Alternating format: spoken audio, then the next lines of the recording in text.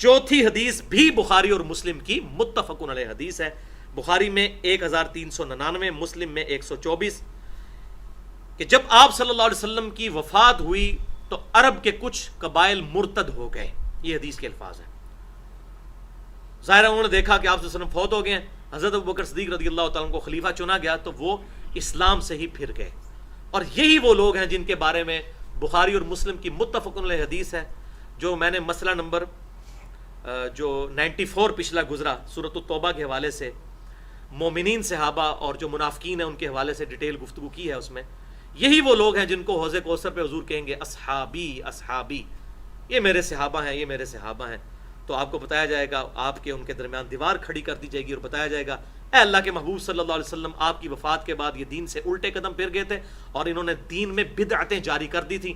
پھر آپ صلی اللہ علیہ وسلم فرماتے ہیں میں کہوں گا سحقن سحقن لمن غیر بعدی، سحقن سحقن لمن بدل بعدی، ان پر پھٹکارو، ان کو مجھ سے دور کر دو جنہوں نے میری وفات کے بعد میرا دین بدل دیا. تو یہ وہ بیسیکلی لوگ ہیں جو مرتد ہو گئے. دیکھیں جیسے ہی آپ صلی اللہ علیہ وسلم کی وفات ہوئی، مرتد وہی ہوتا ہے جو پہلے قانوناً صحابی تھا، اسلام قبول کیا ہوا تھا.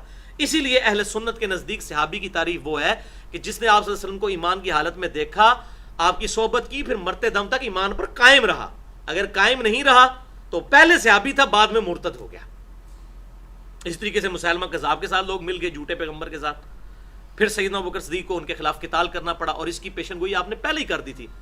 جامعہ ترمذی، ابو داؤد اور ابن ماجہ کی حدیث ہے، آپ صلی اللہ علیہ وسلم نے فرمایا تم میرے بعد بہت اختلاف دیکھو گے، اس وقت دین میں نئی نئی بدعتوں سے بچنا، اور علیکم بسنتی و سنت الخلفاء الراشدین المہدیین، میری سنت اور میرے خلفاء راشدین مہدیین ہدایت یافتہ خلفاء کی سنت کو لازم پکڑ لینا.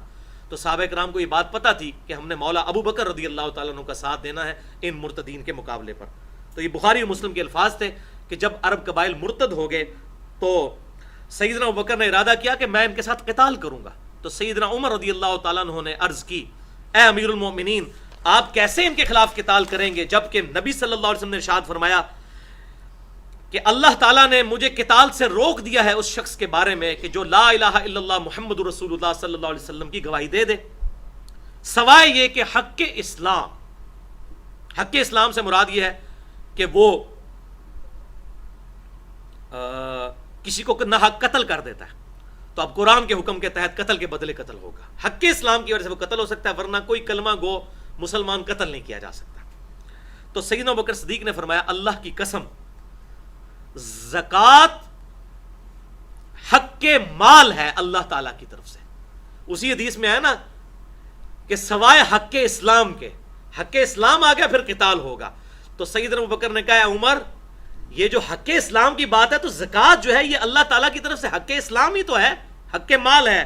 اللہ کی قسم اگر وہ رسول اللہ صلی اللہ علیہ وسلم کو بھیڑ کا ایک بکرا بھی بچہ بھی دیتے تھے، بکری کا بچہ یا بھیڑ کا بچہ زکوٰۃ میں، اور اب مجھے نہیں دیں گے کیونکہ آن دا بہاف آف پروفٹ میں خلیفۃ الرسول ہوں، اسلامک سسٹم ہے، خلافت قائم ہو چکی ہے، یہ مینجمنٹ ہے، اس طرح تو نہیں سلسلہ الٹ اپ چل سکتا. اگر وہ بھیڑ کا بچہ بھی دیتے تھے رسول اللہ صلی اللہ علیہ وسلم کو اور مجھے دینے سے انکار کریں گے، میں ان کے خلاف قتال کروں گا. تو سیدنا عمر رضی اللہ تعالیٰ کہتے ہیں اللہ کی قسم مجھ پہ یہ حقیقت کھل گئی کہ ابو بکر الصدیق رضی اللہ تعالیٰ عنہ کا سٹانس بالکل ٹھیک ہے. اللہ نے ان کا سینہ کھول دیا ہے، اس حوالے سے ان کو یہ بات سمجھ آ گئی ہے کہ واقعی اسلامک نظام کو قائم کرنے کے لیے ان مرتدین کے خلاف قتال ضروری ہے. اب حضرت عمر کہتے تھے وہ نماز بھی پڑھتے ہیں، کلمہ بھی پڑھتے ہیں، سب کچھ ہے، ایک زکوٰۃ کی تو انکار کیا. اور اسی حدیث میں الفاظ ہیں کہ حضرت ابوبکر صدیق نے کہا کہ جو نماز اور زکوٰۃ میں فرق کرے گا میں اس کے خلاف بھی قتال کروں گا. یعنی جس اللہ نے نماز کو فرض کیا اسی نے زکوٰۃ کو بھی تو فرض کیا. اللہ